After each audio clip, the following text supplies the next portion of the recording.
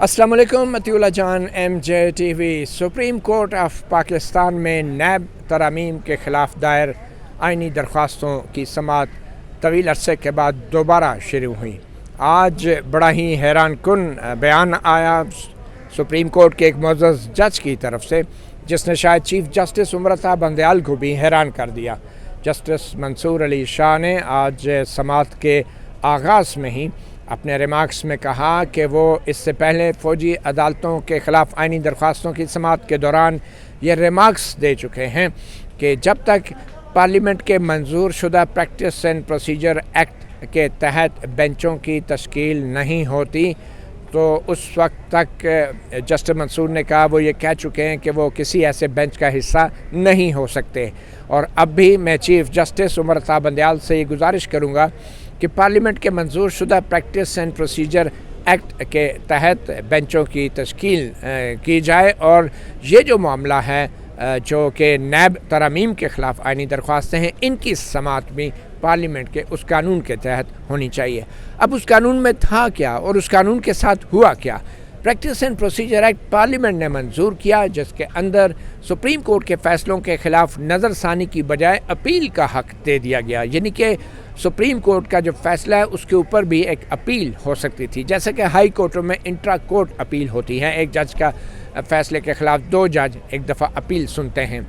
और उसके अलावा चीफ जस्टिस के जो अख्तियारात थे बेंचों की तश्कील के, उनको भी मशरूत कर दिया। सुप्रीम कोर्ट के 3 सीनियर तरीन जजेस बशमूल चीफ जस्टिस के, उनकी अक्सरियती राय के साथ, और वो 3 जजेस ने बेंच बनाने थे और ये बताना था कि कौन से केस किन जजों के सामने लगाए जाएंगे। ये वो कानून था जिसको चीफ जस्टिस उमर बंदयाल के बनाए गए 8 रुकनी बेंच ने हंगामी बुनियादों पे मुअत्तल कर दिया था और वो आज तक मुअत्तल है और दोबारा 8 रुकनी बेंच फिर बैठा नहीं। तो आज जस्टिस मंसूर अली शाह ने कहा कि वो फ़ौजी अदालतों के हवाले से जब केस की समाअत हो रही थी तो उस वक्त भी उन्होंने कहा था कि प्रैक्टिस एंड प्रोसीजर एक्ट के तहत जब बेंचों की तश्कील होनी चाहिए और जो चीफ जस्टिस के अख्तियारात हैं उनको रेगुलेट होना चाहिए, और जो 184(3) आइन की जो शिक है उसके तहत जो चीफ जस्टिस अपने अख्तियारात इस्तेमाल कर रहे हैं वो बुनियादी तौर पे सुप्रीम कोर्ट के अख्तियारात हैं। तो आज भी जस्टिस मंसूर अली शाह ने ये रिमार्क्स तो दिए, वो बेंच से उठे नहीं, बेंच टूटा नहीं। लगता यह है कि जस्टिस मंसूर अली शाह ने चीफ जस्टिस उमर बंदयाल को नैब तरमीम के हवाले से जो अचानक उन्होंने केस लगाया है किसी भी किस्म के जल्दबाजी में फ़ैसले से रोकना चाह रहे हैं। और यूँ लग रहा था कि अचानक जो चीफ जस्टिस उमर बंदयाल ने अब नैब तरमीम का केस लगा दिया था तो अपनी रिटायरमेंट से तकरीबन 1 महीना पहले वो इस मामले का फ़ैसला करना चाहते हैं। और नैब तरमीम का केस इसलिए भी ज़्यादा सियासी तौर पे हसास है कि अगर नैब तरमीम जो पार्लियामेंट ने की हैं उनको गैर आइनी करार दे दिया जाता है तो पुराना नैब का कानून बहाल हो जाएगा।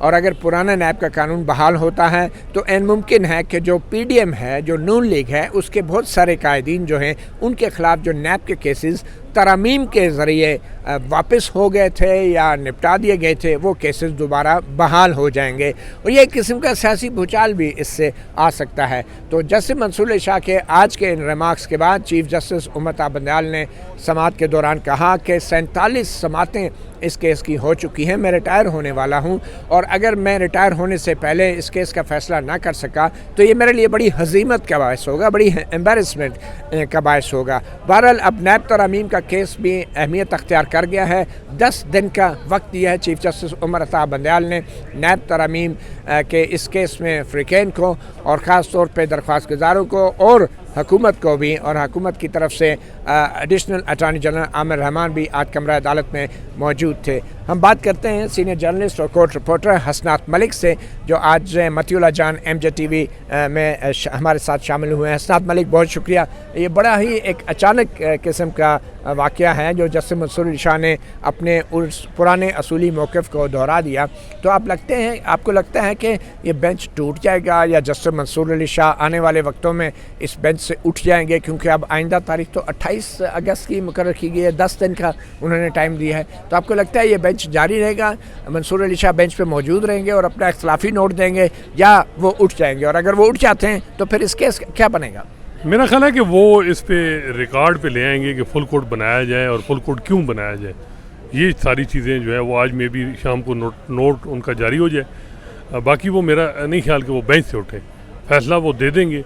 अगर ये 2-1 से फैसला आता है तो आपको पता है कि चीफ जस्टिस उमर अता बंदयाल तो आज उन्होंने ख़ुद भी कहा है कि मैं रिटायर हो रहा हूँ और मैंने टाइम मुझे दे, मैंने लिखना भी है।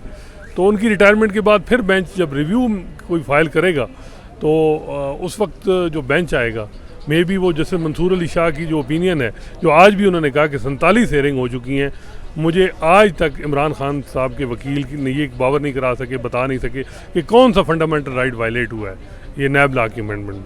तो उससे बड़ा वाज़ है कि वो इस पटिशन को डिसमिस करेंगे इमरान खान की। तो ये पटिशन डिसमिस करेंगे, 2-1 से अगर फैसला आता है तो चीफ जस्टिस जब अगले रिव्यू में जब बेंच बनेगा तो मेरा ख्याल है मंसूर अली शाह साहब का जजमेंट अपहेल्ड हो जाएगा। अच्छा, मंसूर अली शाह का जजमेंट, आप ये कह रहे हैं कि चीफ जस्टिस उमर अता बंदयाल जो भी फैसला देंगे जी। तो फिर कानून के तहत 30 दिन के अंदर नज़रसानी दायर हो सकती है जी। और नज़रसानी के अंदर जो है वो जस्टिस काजी फाइज साहब चीफ जस्टिस होंगे। ये तो नहीं होगा कि मुनीब अख्तर साहब जो उनको भी थोड़ी रेस्ट दे दें, वो इतने ओवर बर्डन उनको किया हुआ था 3 साल से, हर फैसला या मुनीब साहब या एजाज साहब, तो उनको भी थोड़ा रेस्ट देनी चाहिए। दूसरे छुट्टियां भी नहीं की अभी एजाज साहब ने। तो मेरा ख्याल है दूसरे जजेस जो 3-4 महीने से बैठे हैं, 2-2 मरले के केस सुन रहे हैं, थोड़े से बड़े केसेस करें, वो भी लिखें कोई फैसले। अब उन्हें कॉर्नर प्लाट का केस भी सुनना चाहिए। हाँ बिल्कुल, यही बात है। तो मेरा ख्याल है कि यही होगा। ये ड्राइविंग सीट पे कुछ और जजेस होंगे और वो जजेस होंगे जो मेरा ख्याल है कि पार्लियामेंट की लेजिस्लेशन को अहमियत देंगे। तो ये सब कुछ जानते बूझते हुए भी कि चीफ जस्टिस उमर अता बंदयाल को पता है अगर कि उनका ये फैसला नज़रसानी में तब्दील भी हो सकता है, अगर कोई ऐसा वैसा फैसला देते हैं जो आईन और कानून से हट के है, तो फिर चीफ जस्टिस उमर अता बंदयाल ये सब कुछ क्यों कर रहे हैं आपके ख्याल? वो अपनी ज़हरी बात है, वो देख रहे हैं कि आखिरी दिनों में मैं तो फैसला करके जाऊँ ना, लेगेसी बना के जाऊँ जी, मैं तो अकाउंटेबिलिटी के हवाले से मेरा व्यू ये है वो है।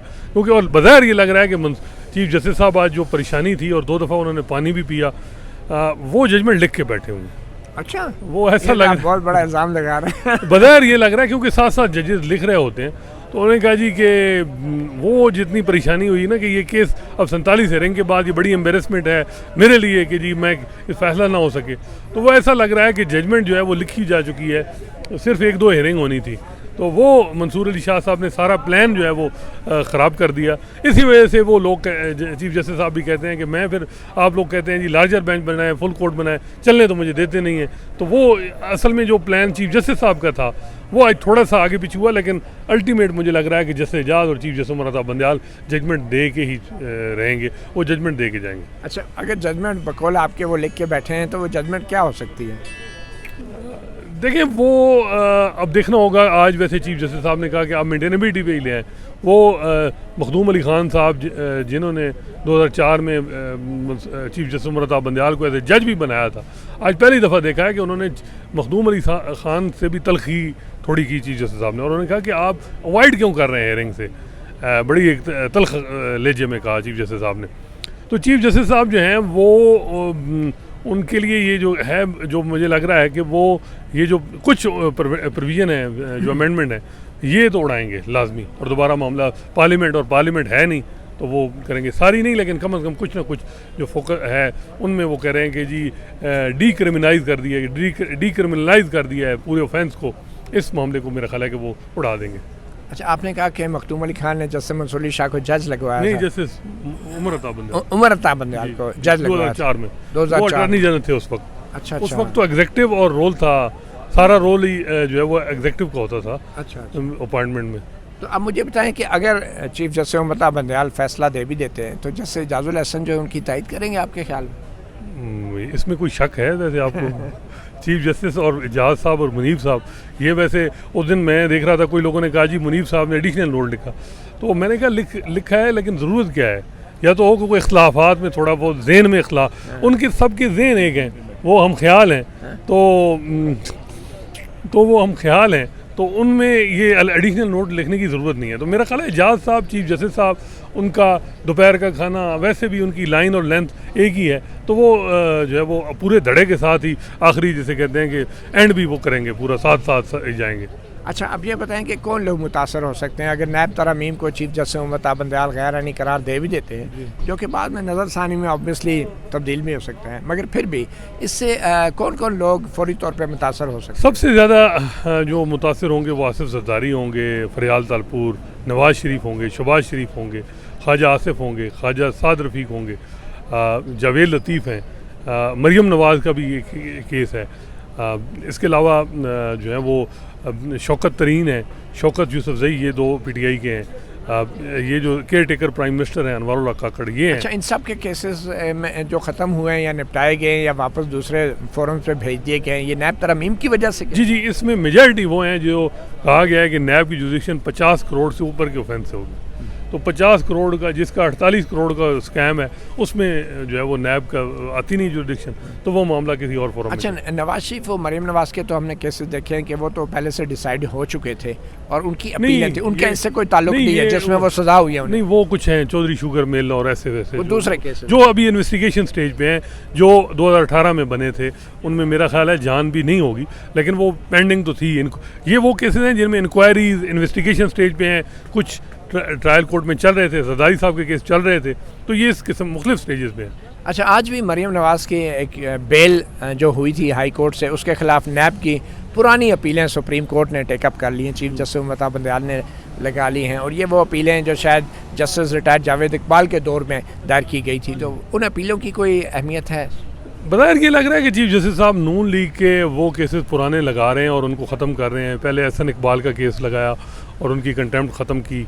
ये अभी मरियम नवाज वैसे भी गैर मौसर हो चुके हैं, तो वो इन केसेस को लगा रहे हैं। तो वो बस ये है कि टाइम भी, एक तो ये है कि आखिर में डेटा जब होगा तो चीफ जस्टिस साहब ने 10,000 से ज़ायद केसेस फैसला किया, तो ये चीज़ वो एक नंबर भी तो ज़्यादा बढ़ गया। इन केसों की अब कोई अहमियत नहीं है जो मेरा नहीं ख्याल उनकी सच कोई अहमियत। ये बहुत पुराने और इन्फेक्शस हो गए। बिल्कुल कोई नहीं है। बिल्कुल। चलिए, तो आइंदा अब क्या तारीख मुकर्रर हुई है नैब तरमीम वाले मामले पे, कहाँ तक बात की है? देखिए, 1 हफ्ते का टाइम दिया है, एग्जैक्ट डेट तो मुझे याद नहीं। 10 दिन का कह रहे हैं कि शायद 28 तारीख तक। जी 28 का बताया जा रहा है। अब दोनों साइड को कहा गया है कि आप रिटर्न सबमिशन दें, लेकिन मखदूम अली खान कह रहे हैं कि जी आप फुल कोर्ट बनाएं, लार्जर बेंच बनाएं, डिवर्जन व्यू है। मंसूर अली शाह का है कि supreme Court practice and procedure act के तहत जो है फुल कोर्ट बनाएं। हम हुकूमत का तो सुनते रहे हैं कि वो स्टे पे चलती रही है। चीफ जस्टिस उम्मता बंदयाल ने आखिरी 5 साल का अपना टेनोर एक स्टे आर्डर पे चलाया कि जी Supreme Court practice and procedure act में ये था कि बेंचेस की कंपोजिशन 5 महीने का, हाँ, बेंचेस की कंपोजिशन और केसेस की फिक्सेशन कमेटी करेगी। उन्होंने उस कमेटी और उस पूरे एक्ट को स्टे दिया और 5 महीने सिर्फ अपने इख्तियारात को एंजॉय किया। एक स्टे आर्डर, एक स्टे वो अभी तक चल रहा है। हाँ, चल रहा है, उस पर स्टे आर्डर अपने हक में स्टे दिया। जी बिल्कुल। और अटॉर्नी जनरल को सुना नहीं, और पहले ही बज़ाहिर लग रहा था कि मुनीब साहब ने वो जजमेंट लिखी हुई थी और वो जारी हो गई शाम को कि जी ये जो है कि कोई किसी किस्म का वो इफ़ेक्ट नहीं होगा उसका। बहुत शुक्रिया हसनात मलिक, हमें नैब तरमीम के ख़िलाफ़ आइनी दरख्वास्तों की समाअत के ऊपर होने वाली कार्रवाई का बता रहे थे। बड़ी ही दिलचस्प सूरत हाल है इस वक्त।